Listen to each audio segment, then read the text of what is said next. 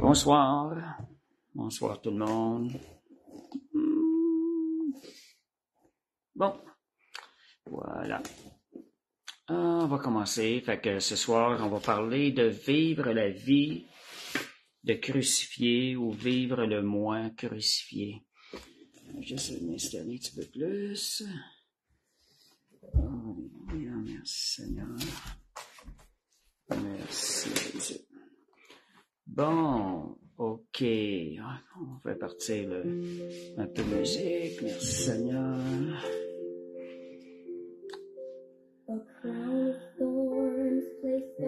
Alléluia. Merci Seigneur. Gloire à Jésus. Alléluia. Bonsoir Mélissa.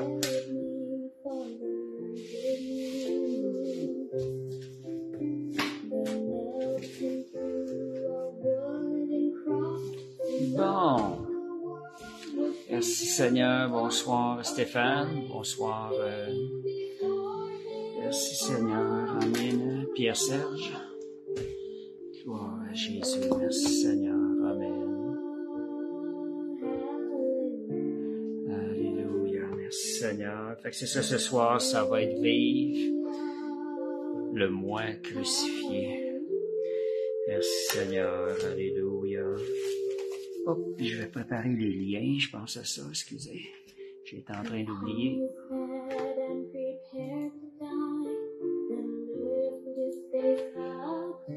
Alléluia. Yes, merci Seigneur. Amen.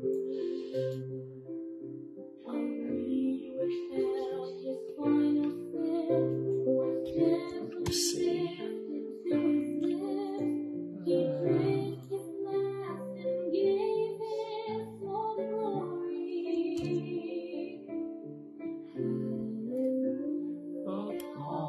Ça va marcher. CTRL-C.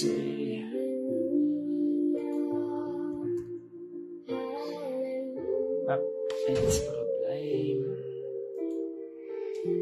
petit problème à copier le lien.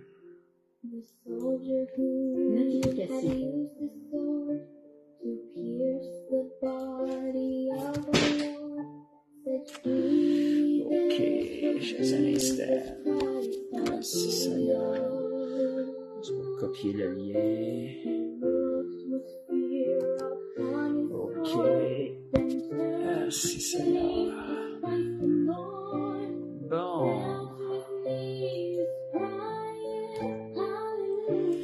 Voilà. Un petit peu à côté.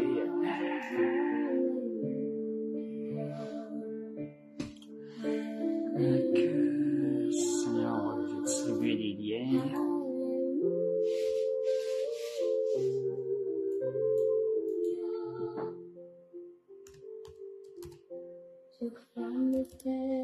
Merci Seigneur. Amen.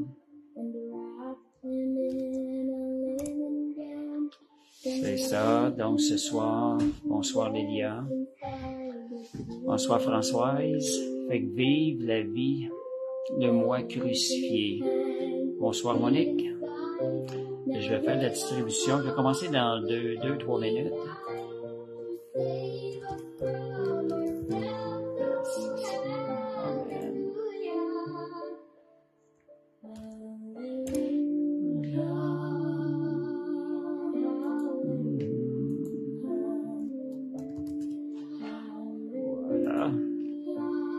Merci Seigneur. Amen. Gloire à Jésus.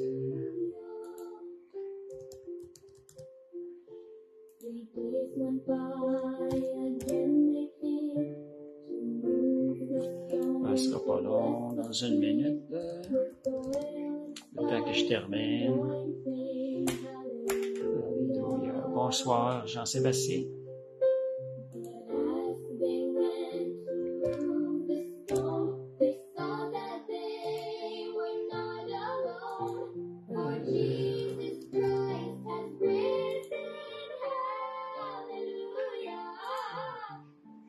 Voilà, on va commencer.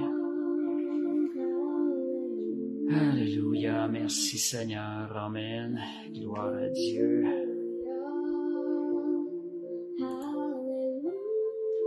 Merci Seigneur.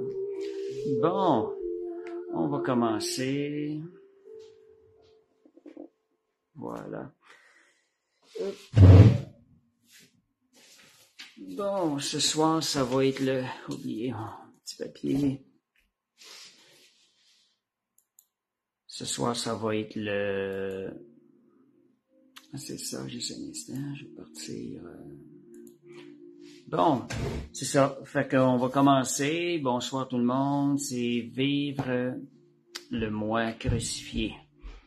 Donc, pourquoi ce terme-là? C'est que c'est quelque chose, ça fait longtemps que j'ai à cœur de parler de ça. Moi, dans ma vie chrétienne, c'est un moment qui s'est démarqué parce que j'ai compris ces choses-là, cette base-là de la vie chrétienne, c'est la mort du moi dans la vie du chrétien. C'est ce qu'on va voir à soir. Et fait que le but était de... Oh, un instant, je m'installe un peu encore. Et ça. Fait que, OK, c'est vivre la vie, c'est la vie du moi crucifié.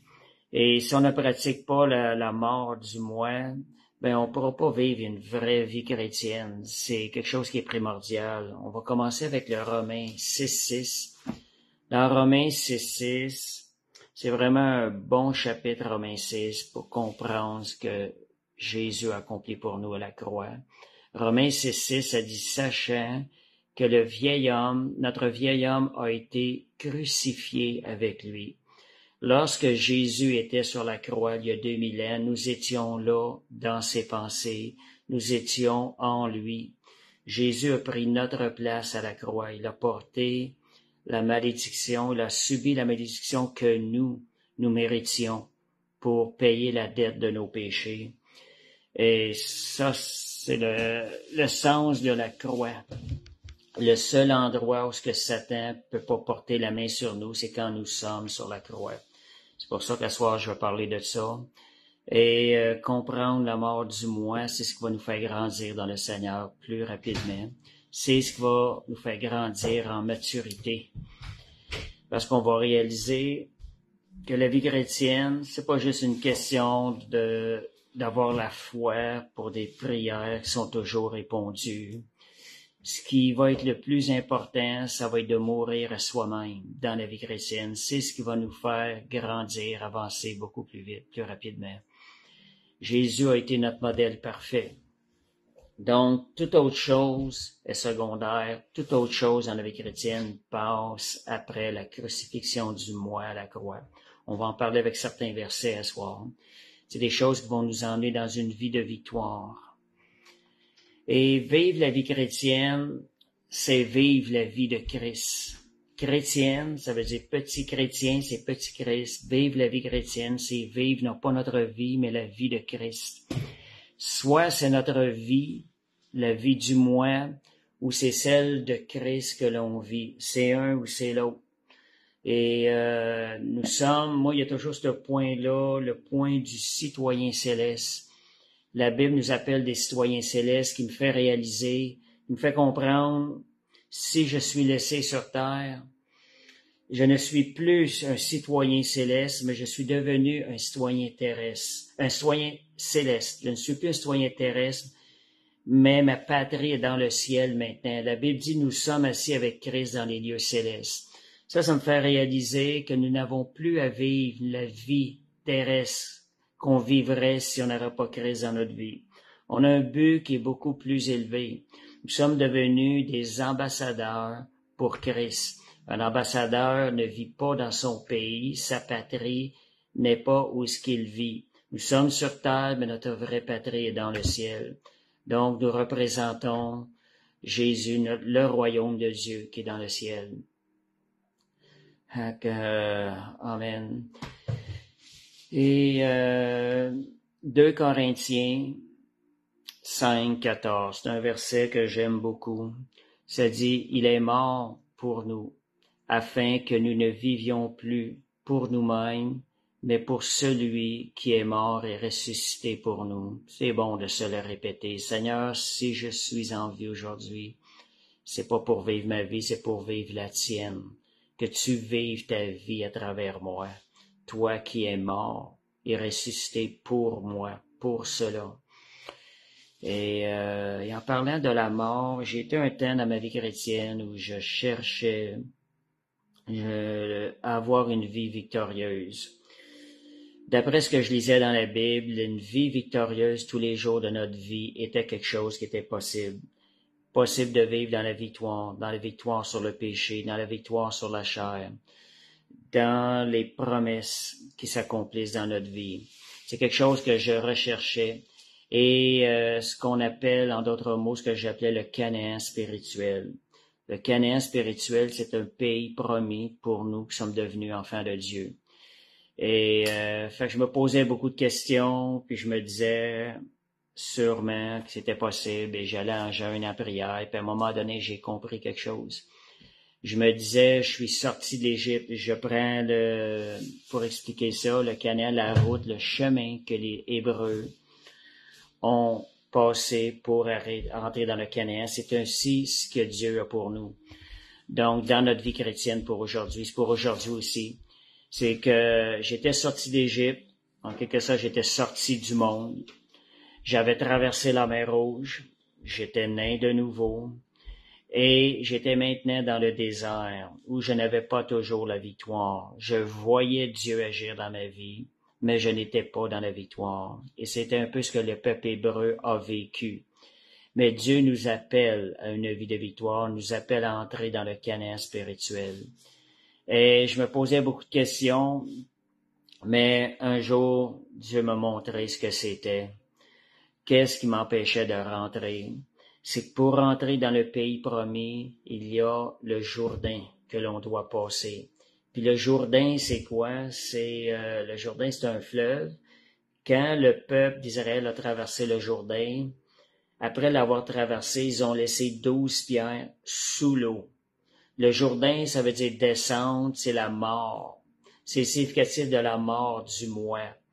Quand on a traversé la mer Rouge, on est mort aux choses du monde.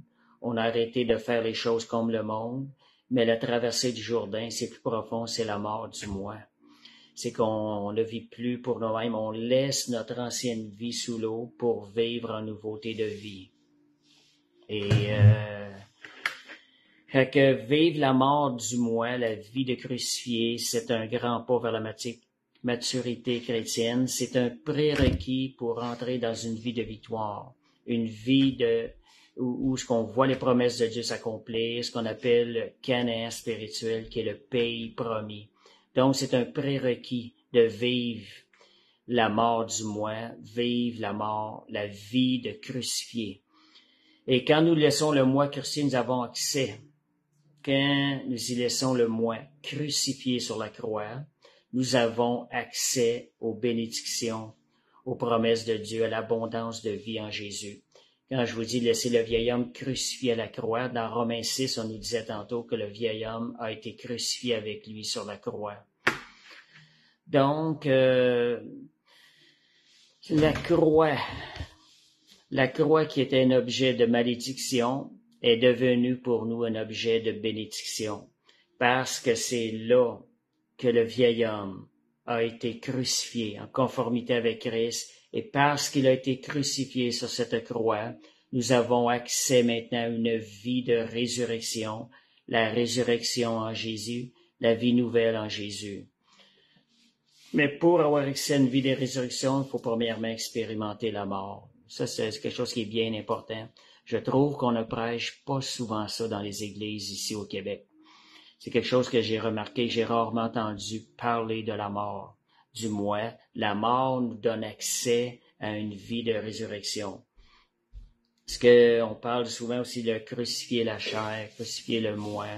Cela doit être fait aussi en comptant sur le Seigneur Jésus, parce que lui a tout accompli. Il faut que lui soit notre force pour ces choses-là, mais il est disponible.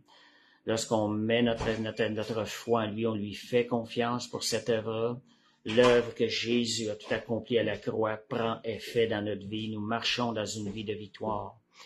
Il y a Romains 6:11 qui dit « Regardez-vous comme morts au péché, comme vivants pour Dieu en Jésus-Christ. » Donc, c'est vraiment notre position, où ce qu'on regarde, qui va faire qu'on va avoir des résultats dans notre vie. Si on regarde à Jésus, on va voir les résultats que Jésus nous a promis. Merci Seigneur. Donc, le sacrifice de soi, la mort du moi, est un fondement de la vie chrétienne. Donc, le sacrifice de soi ou la mort du moi. Galates 2:20. On va aller lire Galates 2:20. Ça, c'est un de mes versets préférés. Et disons, c'est avec ce verset-là que le Seigneur s'est révélé à moi. Galates 2:20, ça dit « J'ai été crucifié avec Christ, et si je vis, ce n'est plus moi qui vis, c'est Christ qui vit en moi. Si je vis maintenant dans la chair, je vis dans la foi au Fils de Dieu qui m'a aimé, qui s'est livré lui-même pour moi. » Donc, c'est bien dit, j'ai été crucifié avec Christ au passé. C'est une vie qui se vit à chaque jour, la vie du crucifié. Réaliser où est-ce que le vieil homme il est. Il est sur la croix et le laisser sur la croix.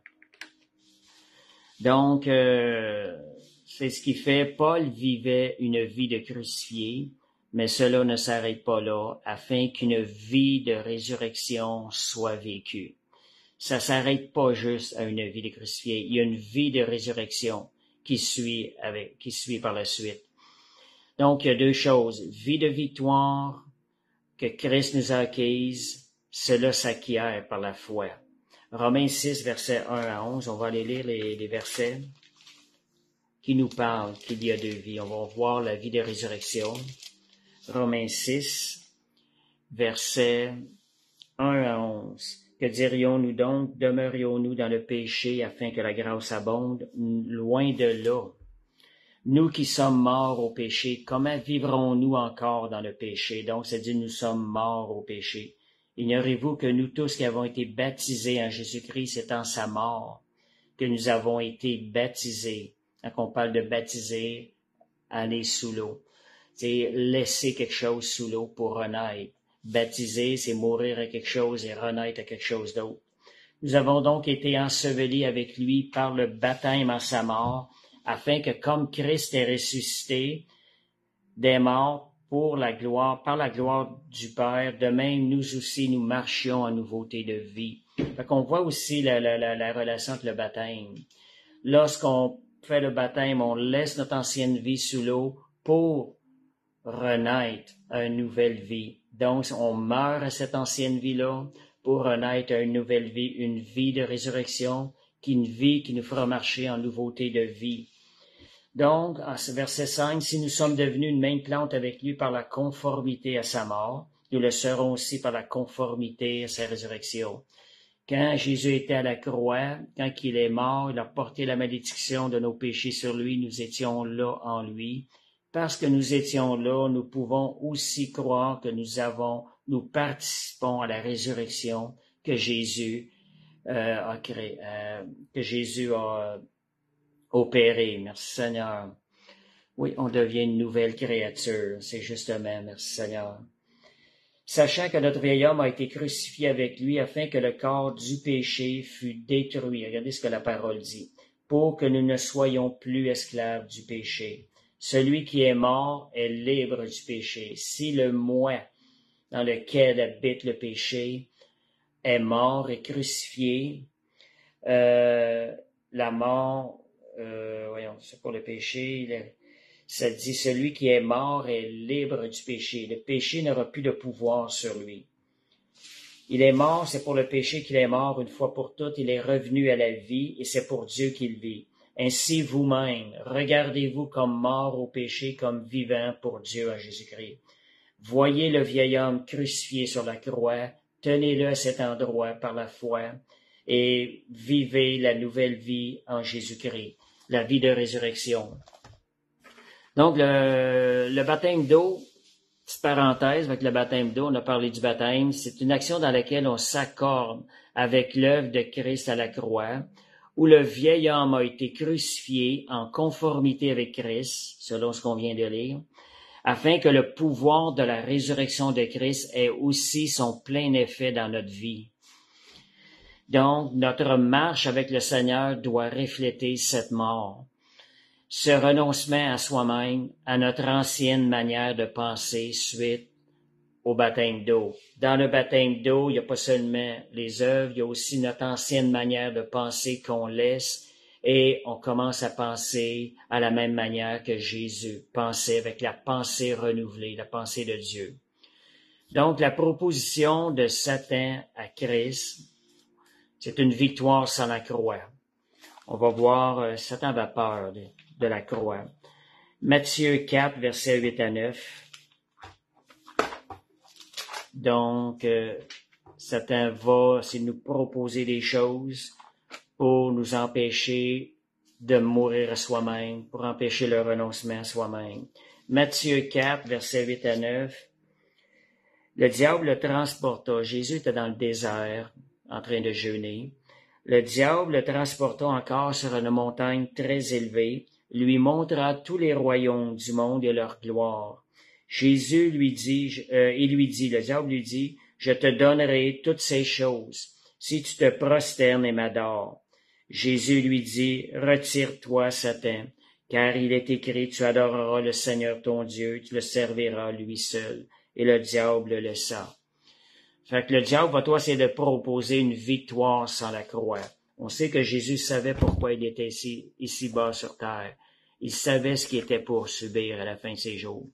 Donc, Matthieu 16, 21 à 23.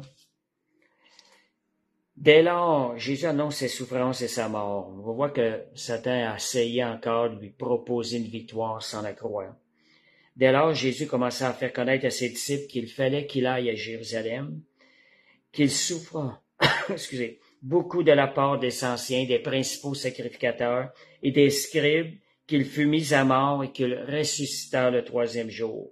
Pierre, l'ayant pris à part, se mit à le reprendre et lui dit, « À Dieu ne plaise, Seigneur, cela ne t'arrivera pas. » Mais Jésus se retourna, dit à Pierre, « Arrière de moi, Satan. Tu mets en scandale, car tes pensées ne sont pas les pensées de Dieu, mais celles des hommes. » Fait qu'on voit ici que Satan a essayé de proposer à travers Pierre à Jésus d'une vie de victoire sans la souffrance. Et c'est la même chose pour nous autres aussi. Il y a une offre de victoire qui nous est proposée sans que le sang soit versé, une offre de couronne sans croix. La proposition de Satan, c'était une vie chrétienne sans faire mourir le vieil homme. Ça vient de Satan. Si on pense vivre une vie chrétienne de même, sans renoncement, ça vient de Satan. C'est pas ce que le Seigneur a pour nous. Et on a vu tantôt, pour accéder à une vie de résurrection, une vie de bénédiction, il faut passer par la mort. On peut pas ressusciter s'il n'y a pas quelque chose qui est mort avant. Donc, Luc 12, 24 à 25, on va voir aussi concernant ce qui doit mourir afin que quelque chose en ressorte, multiplié. Jean 12, mais Luc 9, on va aller à Luc 9, 23, 24. Luc 9, 23, 24. Merci Seigneur, Amen.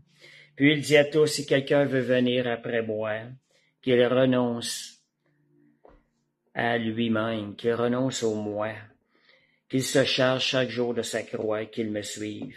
Celui qui voudra sauver sa vie la perdra, et celui qui la perdra à cause de moi la sauvera. Fait qu'on voit là-dedans, ce que le Seigneur nous demande, c'est de renoncer au moi. Ce qui nous attend par la suite, c'est qu'on va vivre la vie en Jésus. Et Jésus nous a laissé dans sa parole, nous a dit que son fardeau est doux et léger. C'est pas un fardeau qui est lourd, c'est un fardeau qui est doux et léger. Nous, ce qu'on a à faire, c'est de prendre la bonne décision, de dire, OK, Seigneur, je veux pas faire vivre le moi, je veux vivre pour toi, Seigneur. Je laisse le moi crucifié sur la croix, là où tu l'as crucifié il y a 2000 ans. Et Seigneur, par la foi, je vais marcher dans cette vie de résurrection et de victoire que tu as pour moi. Jean 12. Donc, c'est Jean 12, le verset 24 et 25. En vérité, je vous le dis, si le grain de blé qui est tombé en terre ne meurt, il reste seul. Mais s'il meurt, il porte beaucoup de fruits.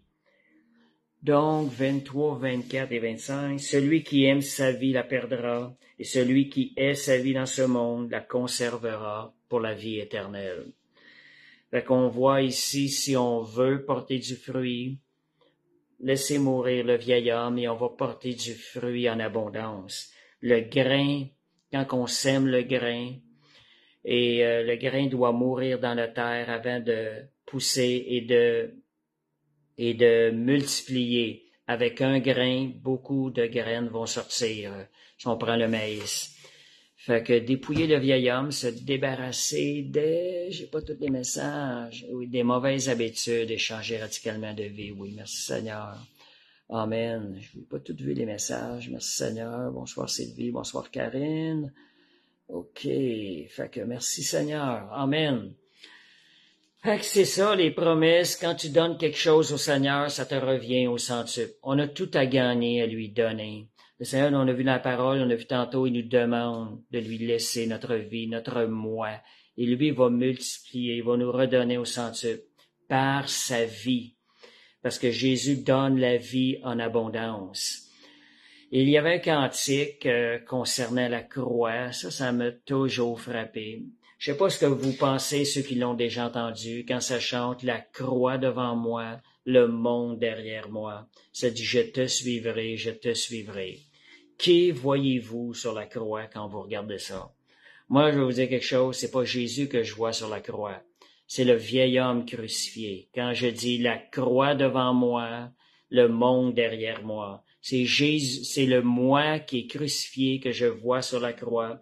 Et c'est ça qui réjouit mon cœur.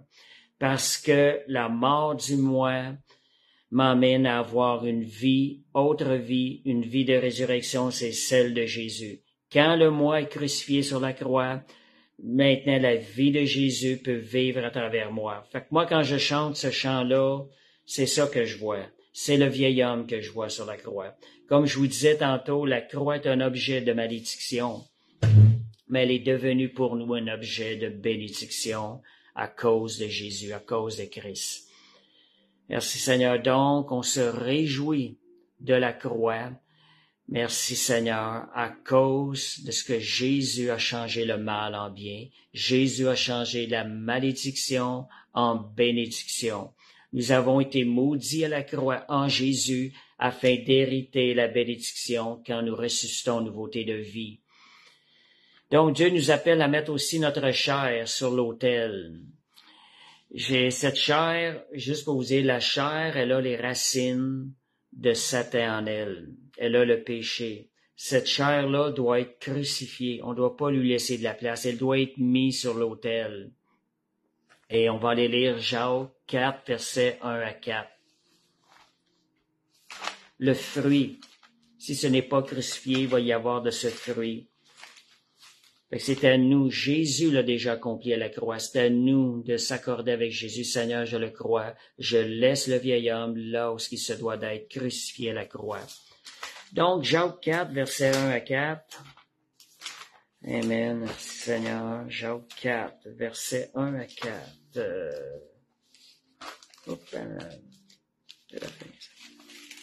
Bon, ça dit d'où viennent les luttes et d'où viennent les querelles parmi vous. S'il y a des querelles parmi vous, il y a de la chair parmi vous. N'est-ce pas de vos passions qui combattent dans vos membres? Vous convoitez, vous ne possédez pas. Vous êtes meurtriers et vous ne possédez et envieux, vous ne pouvez pas obtenir. Vous avez des querelles et des luttes et vous ne possédez pas parce que vous ne demandez pas. Vous demandez, vous ne recevez pas parce que vous demandez dans le but de satisfaire vos passions, dans le but de satisfaire les passions de la chair ou les passions du moi. Alors, ça dit au verset 4, adultères que vous êtes, ne savez-vous pas que l'amour du monde est inimitié contre Dieu? Celui donc qui veut être ami du monde sera ennemi de Dieu. Fait qu'on voit ici, pour renoncer à l'amour du monde, il faut avoir l'amour. Jésus avait l'amour de Dieu en lui. C'est un amour incroyable qu'on reçoit dans notre cœur, qui est déversé par le Saint-Esprit lorsqu'on vient au Seigneur, lorsque Dieu manifeste la nouvelle vie en nous.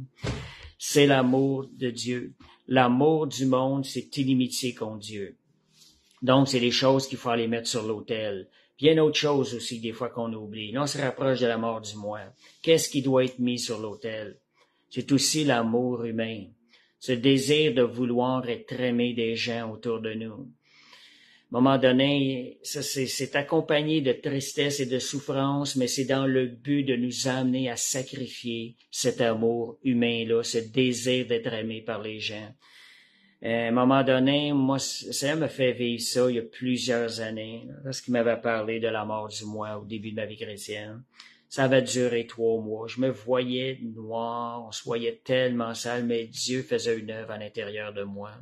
Je l'ai réalisé seulement après, mais c'est des moments très difficiles. Renoncer à l'amour des hommes autour de nous, renoncer à l'amour humain, c'est quelque chose qui doit être amené et mis sur l'autel. Sacrifié, ça doit sortir de nos vies, arracher cette racine-là, afin que ce soit l'amour de Christ qui dirige nos vies, ce soit l'amour de Christ qui soit ce qui fait la joie de nos cœurs. Amen. Le psaume, donc, ça aussi, c'était justement avant que je commence à servir dans le Seigneur. Donc, Dieu avait quand même préparé le terrain. Le renoncement à soi-même, la mort du moi, ce sont des prérequis si on veut bien faire le ministère, bien servir le Seigneur. Amen. Fait que l'amour le plus important don, oui, l'amour que Dieu a déposé dans nos cœurs par le Saint-Esprit. Merci Seigneur. Amen. Donc, psaume 118, versets 8 à 9, on va voir aussi que mourir à soi, c'est aussi arrêter de se confier dans l'homme et de mettre toute notre confiance dans les œuvres de Dieu. Amen. Merci Seigneur. Oui, merci Seigneur. C'est le Seigneur qui nous aide à renoncer par sa force. Comptant sur le Seigneur pour le servir en toutes choses. Merci Seigneur. Amen. Psaume 118, verset 9. 118. Gloire à Jésus. Merci Seigneur pour sa grâce, ce qu'il a accompli pour la croix quand on sait qu'il a déjà tout accompli pour nous.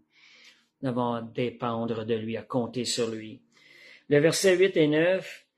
Mieux vaut chercher un refuge en l'Éternel que de se confier dans les grains. Mieux vaut chercher un refuge en l'Éternel que de se confier en l'homme. Donc, il est mieux. Donc, mettre toute notre confiance en Dieu pour faire les œuvres de Dieu, pour lui être agréable par sa force. Merci Seigneur. On expérimente la paix surnaturelle de Dieu quand on se confie pleinement en lui. Se confier est aussi rattaché à s'abandonner entre ses mains. On lui remet toutes choses. On peut expérimenter la paix lorsqu'on se confie en lui. Donc, c'est le repos de Dieu, j'en ai parlé dimanche, le repos de nos œuvres. Lorsqu'on meurt à soi-même, on se repose de nos œuvres et c'est les œuvres de Dieu qui se lèvent en nous pour faire les œuvres de Dieu. Merci Seigneur.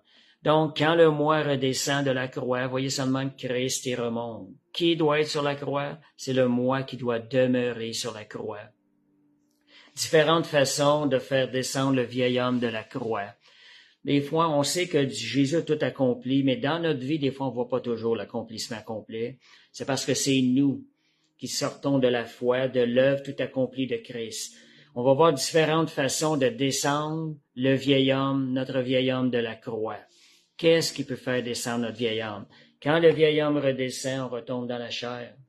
Et on n'est pas en train de glorifier le Seigneur. On sort de notre promesse, de notre pays promis, de l'endroit où les promesses nous sont pleinement accessibles. Donc, tous les efforts que nous faisons pour excuser, se défendre, protéger ou justifier et sauver le moi. Tous les efforts qu'on veut faire. Des fois, on pense qu'on n'a pas été bien compris, puis là, on se bat à essayer de se justifier, de se défendre pour sauver le moi. Mais on est en train le moi redescend de la croix. On va voir aussi s'apitoyer sur soi-même. C'est prendre la position de victime. C'est une forme d'autodéfense. C'est une forme d'égoïsme aussi. Nos yeux sont tournés sur moi, oh la pauvre victime. Ce sont des choses qui font redescendre l'homme, le vieil homme qui a été crucifié sur la croix, il le fait redescendre de la croix. Nourrir des ressentiments, causant des sentiments de colère envers les autres. Ça, c'est le vieil homme, la chair qui revient, qui reprend vie. Lorsqu'on nourrit du ressentiment, il faut vraiment jamais accepter ça. Seigneur, je pardonne. Seigneur, je refuse de laisser ces choses-là dans mes pensées. Je les refuse. Seigneur, je crois que tu as crucifié ce vieil homme avec toutes ses pensées à la croix. Il n'y a aucune raison qu'il revienne ici. Je les refuse. Je les chasse maintenant au nom de Jésus. Autre chose, de refuser de reconnaître nos torts et rejeter la responsabilité sur les autres. Ça, c'est des choses qui vont faire redescendre le vieil homme de la croix. Et avons-nous solution avec tout ça? Comment s'en sortir de tout ça quand ça vient? Avons-nous assez de foi pour se confier en Dieu dans toutes ces choses-là? Quand il y a de l'injustice qui est causée autour de nous, envers nous, avons-nous assez de foi pour se confier en Dieu, pour laisser Dieu travailler dans la situation? On sait que celui qui travaille dans la situation, celui qui travaille, qui peut faire le plus beau des travails, c'est le Seigneur seulement dans ces situations-là. Donc, Dieu soit notre justice. Seigneur, sois ma justice dans cette situation-là. Seigneur, je te fais confiance. C'est toi qui vas faire la plus belle œuvre dans cette situation-là. On va aller lire Hébreux 5, 7. Hébreux 5, 7. Comment Jésus est allé vers Dieu le Père. Il était le seul qui pouvait le sauver. Hébreux 5, verset 7. C'est la même chose pour nous. Le Seigneur est le seul qui peut vraiment nous en faire ressortir. Hébreux 5, verset 7. C'est lui qui, dans les derniers jours de sa chair, ayant présenté avec de grands cris et avec larmes des prières et des supplications à celui qui pouvait le sauver de la mort, et ayant été exaucé à cause de sa piété. Donc, il est allé avec des grands cris. Il s'est confié totalement dans Dieu le Père. Et le psaume 37, nous aussi, nous devons faire la même chose. Le psaume 37, versets 5 à 8. 37, versets 5 à 8. Recommande ton sort. Quand vous vivez de l'injustice de même, pensez à ce verset-là. Qu'est-ce que le Seigneur nous dit? Recommande ton sort en l'Éternel, mets en lui ta confiance, il agira. Il agira.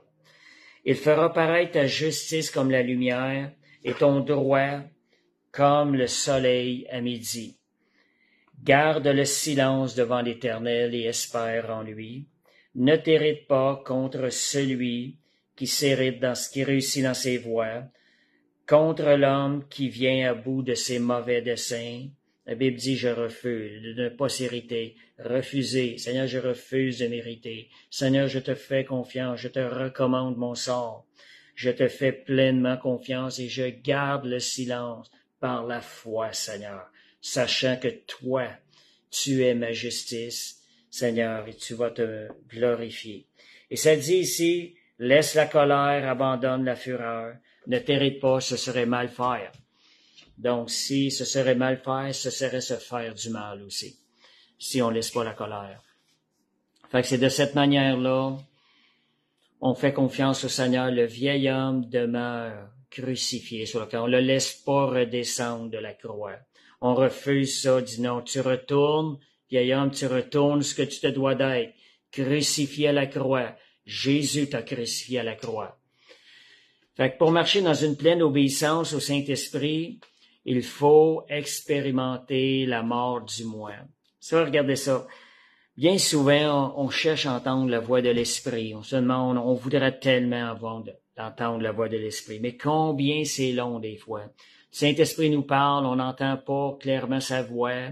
C'est pas qu'il ne parle pas, c'est que la chair, elle a trop de place dans notre vie. Le moi est trop vivant encore. On a de la misère à entendre la voix de l'Esprit. Donc, si on veut marcher dans une pleine obéissance, on tient le vieil homme crucifié à la croix. Et on va entendre beaucoup plus clairement la voix de l'Esprit. La voix de l'Esprit va être plus forte à l'intérieur de nous. Fait que tenez le vieil homme où il se doit d'être crucifié à la croix. Autre chose aussi, sondez vos cœurs, le désir d'obéir à Dieu doit être plus fort que la volonté du moi qui veut vivre à l'intérieur. Ce moi qui a été crucifié à la croix. Nourrissez le désir d'obéir à Dieu. Et Catherine Coleman, je vais vous lire ce que j'ai lu, ce qu'elle disait dans une de ses prédications que j'ai écoutées sur YouTube aujourd'hui. C'est tellement bon, ça dit « Je suis morte d'une centaine de morts avant de monter sur cette plateforme où elle prêchait. Là.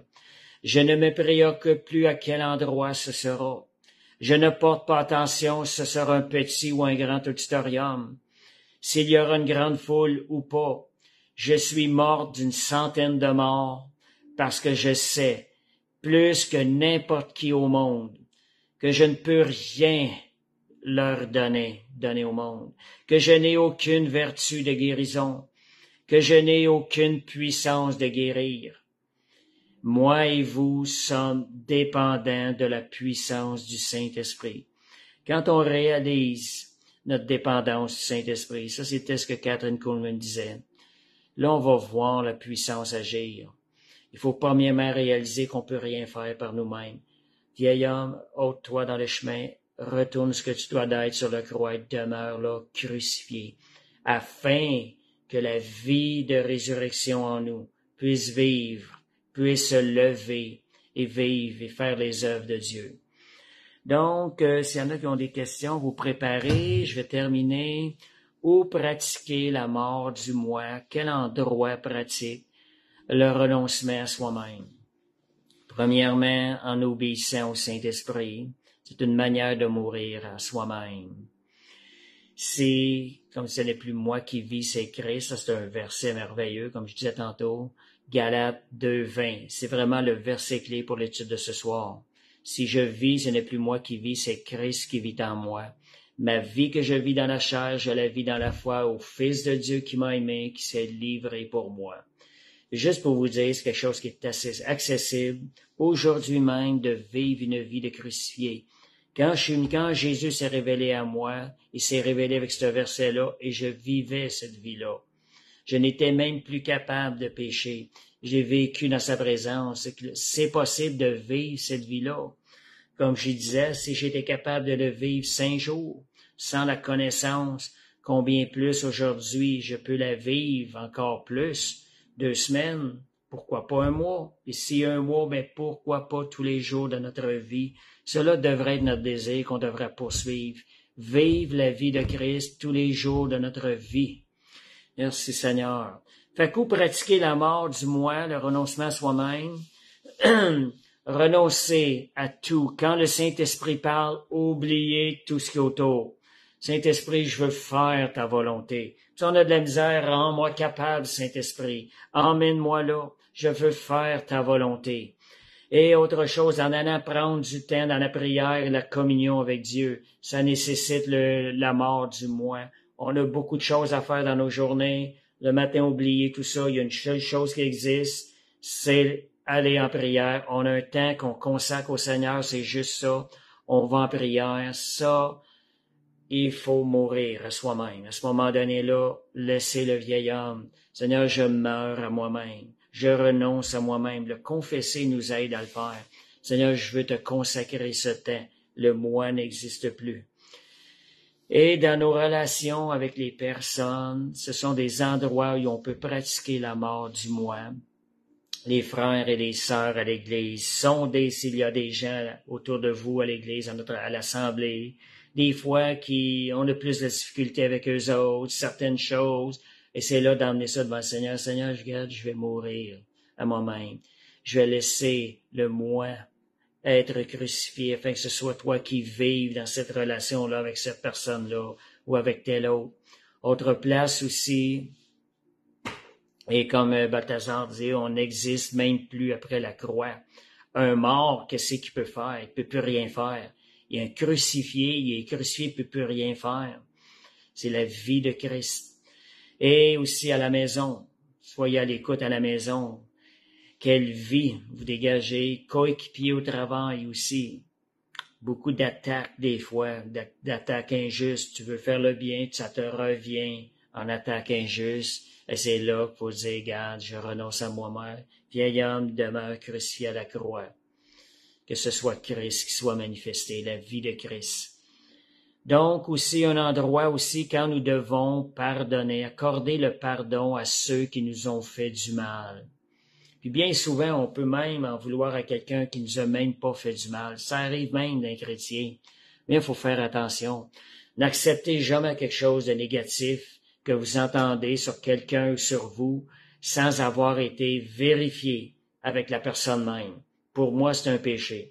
Quand on accepte un commentaire négatif de quelqu'un sans qu'on ait été vérifié avec la personne même, c'est pas correct.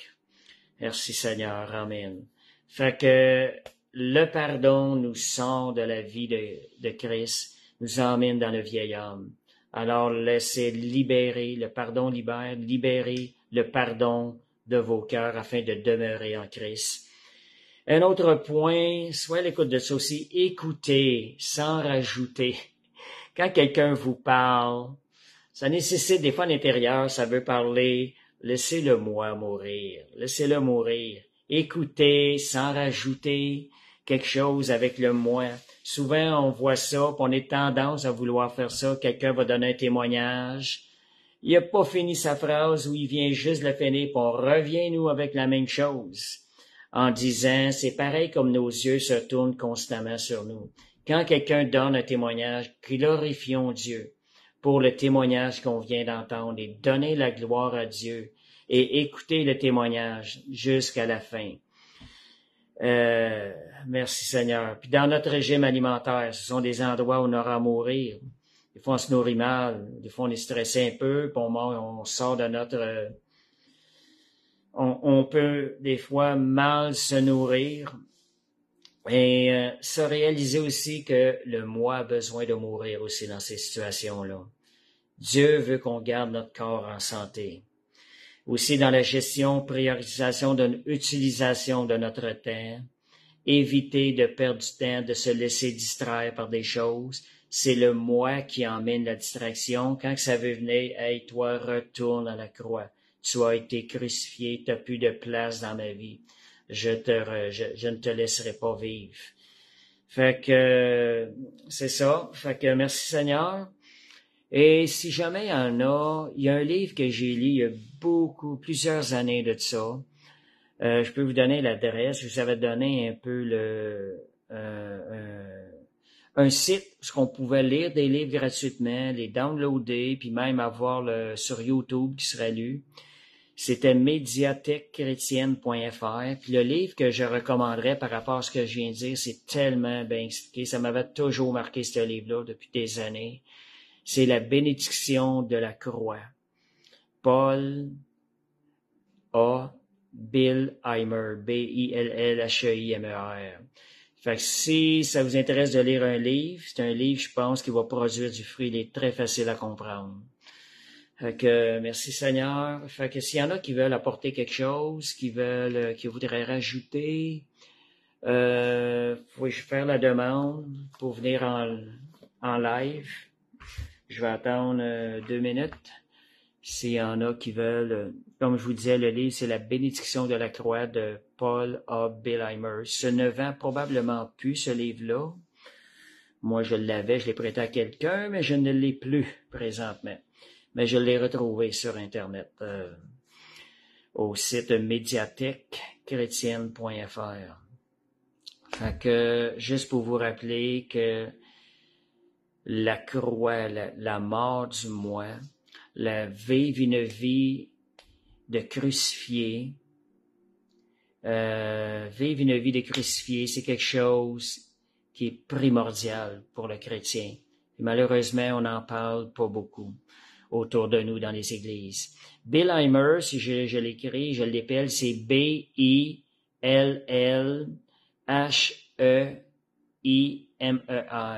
Je ne sais pas si quelqu'un l'a écrit déjà, je vois pas le... OK. Fait que merci Seigneur, on n'a pas de demande, fait qu'on va terminer avec ça. Et ce que je vais faire, si c'est possible, je vais peut-être envoyer le lien dans le groupe Les Frères ADN. Et peut-être le mettre sur mon Facebook, le lien de ce livre-là. Ça va être une bénédiction, là. Merci Seigneur. C'est Paul A. Billheimer. Pas Billheimer, c'est Paul, espace A. Billheimer, le nom de l'auteur. Merci Seigneur, Père Céleste, on te remercie ce privilège, Seigneur Dieu, de comprendre ces choses de la croix. Parce que Seigneur, ce sont des prérequis à ta bénédiction, à tes promesses. Père, tu veux nous donner ces promesses. Merci de nous révéler ces choses à chacun de nous par l'Esprit. Que ton Esprit nous le rappelle, Seigneur Dieu, de constamment remettre le vieil homme là où il se doit d'être, à la croix crucifié, de le tenir crucifié, de ne pas le laisser redescendre. Et Père, on te remercie parce que tu es avec nous pour nous aider dans tout cela. Merci pour ta grâce. Et Père, bénis chaque personne qui a entendu cette étude, Seigneur, dans cette semaine. Que ton esprit se manifeste dans leur vie. Amen. Merci Seigneur. Amen. Fait que bonne fin de semaine.